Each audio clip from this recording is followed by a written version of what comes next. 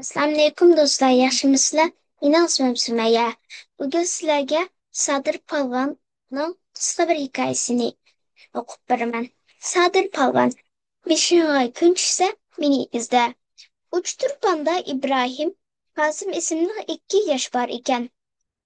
Ular pamparasizlik, hovul qurimsiz ekan. Ular tangla yosh qurmag'a yetibdi. Ibrohim to'paqni ko'tarib, Ibrohim to'paq. Qosim 4 yoshli qizni ko'tarib, Qosim Qutaz deb atilib, el ichida dang'i chiqibdi. Keyin Ibrohim bilan Qosim uch turban dehqonlar qo'zg'olonga qatnashib, dushmanga qarshi qaysarlik bilan jang qilib, ko'pning og'zida botir atilibdi. Qo'zg'olon mag'lub bo'lgandan keyin Ibrohim bilan Qosim tutilib kelinib, Iliga surgun qilinibdi. İbrahim bilan Qosim Iliga kelgandan keyin Ili jangchuni tarafidan qaralanib o'limga bo'libdi. Chiraklar jallodlarni boshlab Ibrohim bilan Qosimni jazo maydoniga ilib ketayotganda yo'lda Sadir ko'rib qopti.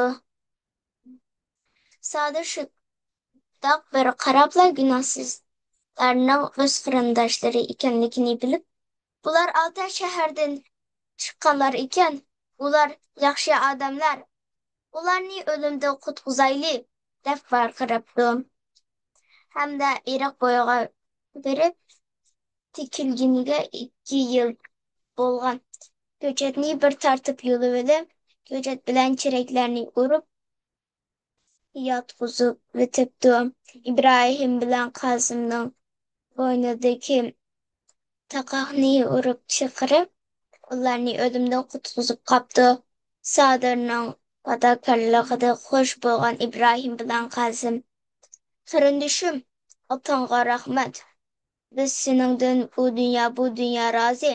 Navoda beshig'a tushsa, bizni izlab, o'sha ko'ringan toqqa borgin, deb toqqa chiqib ketibdi.